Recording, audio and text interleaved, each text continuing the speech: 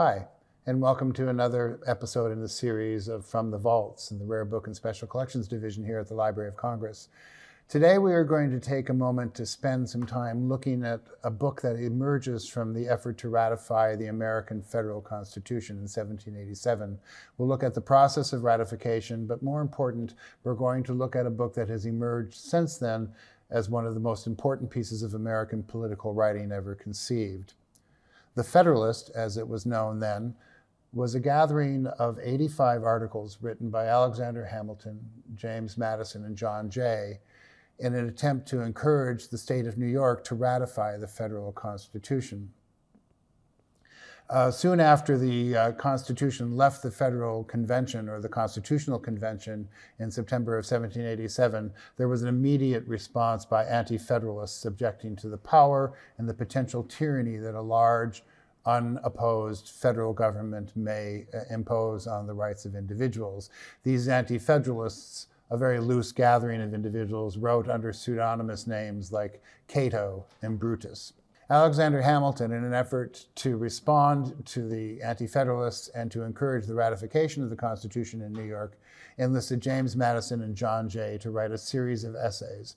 As Hamilton addressed in Federalist Number 1, this series would address all issues raised in objection to the federal Constitution, in addition to explaining in great detail and in an articulate fashion the actual powers of the federal government, those controls and restraints, ultimately proving that the Constitution was a document about justice and general welfare. Hamilton, Madison, and Jay, in a period of less than 6 months, issued 77 articles. This was more than just a response to the Anti-Federalists. This was an onslaught attack. These articles appeared not in book form originally, but as articles in newspapers, appearing several times in a weekly basis in the Independent, the New York Packet, and other local New York papers. The response was overwhelming. The Anti-Federalists could not keep up with the arguments. The articles, by the way, were signed in the same spirit that the Anti-Federalists had signed their articles, with a pseudonym, Publius. Hamilton, Madison, and Jay all signed their articles as Publius, in part because they wanted the arguments to focus on the content and not the author of the article, but also because they had actually been involved in the actual Constitutional Convention and they wanted to separate their opinions from that participation. Hamilton believed that the articles were so successful that there was some value in putting them together as a compilation in a 2-volume printed work. Almost as if it were a playbook for other states to use in the ratification conventions that they were holding in response to the Constitution that had been proposed. So in 1788, in March and May, 2 volumes of The Federalist, a collection of essays written in favor of the new Constitution, was released. While they were being written, these articles were being forwarded to George Washington, Virginia, masking again the author's identity.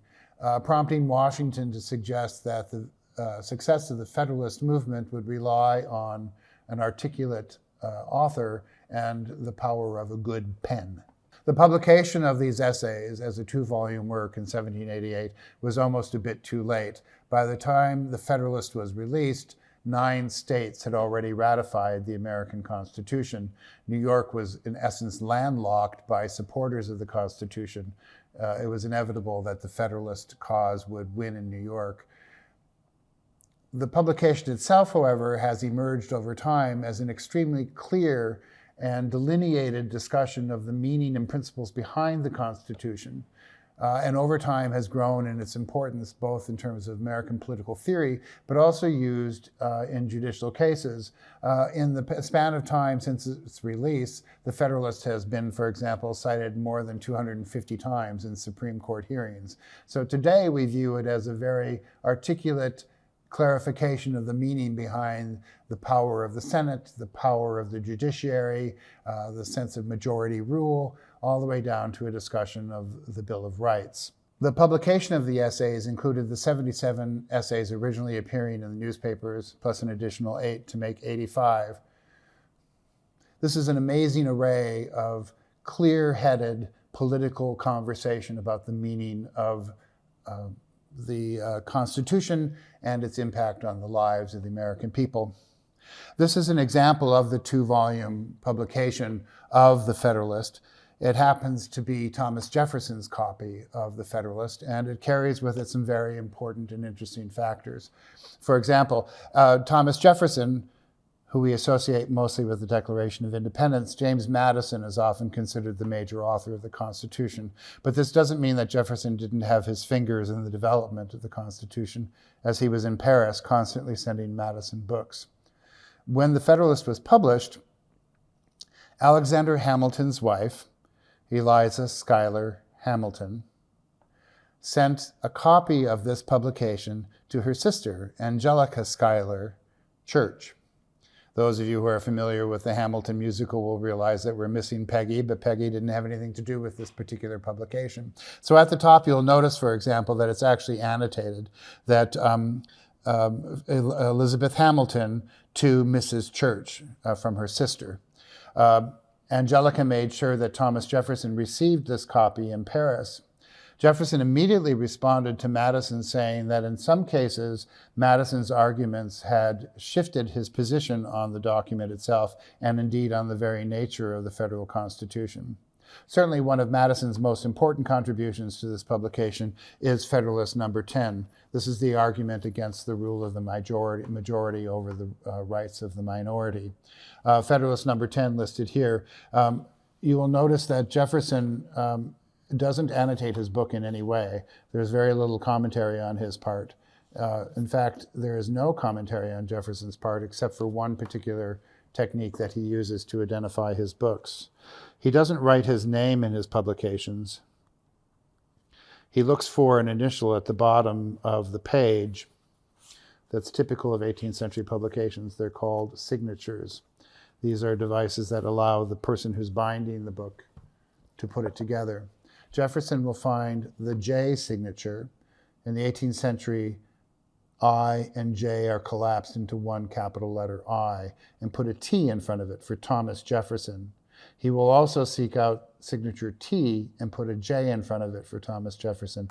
These are the only moments in which Thomas Jefferson typically writes in his books, except in this particular case. Because at the very front of this, in a gesture that's quite unusual for Thomas Jefferson, we see something that's raised by the Federalist and by the pseudonymous nature of the essays.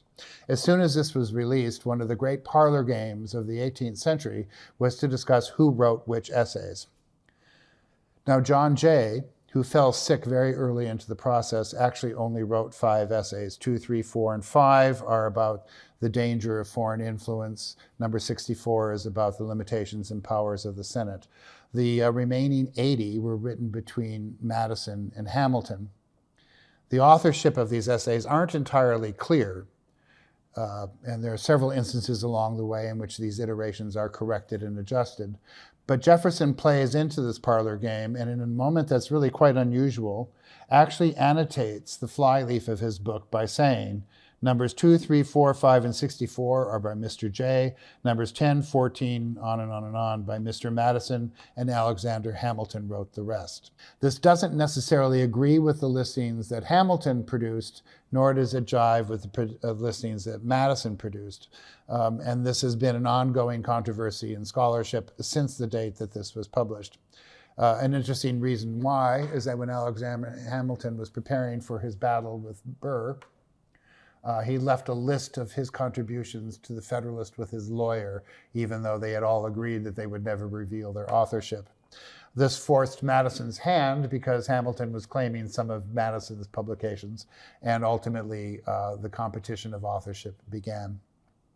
It's interesting here at the Library of Congress because not only do we have Thomas Jefferson's copy, but we also have James Madison's copy. And Madison has gone through, and at the beginning of each of the essays, has initialed the author.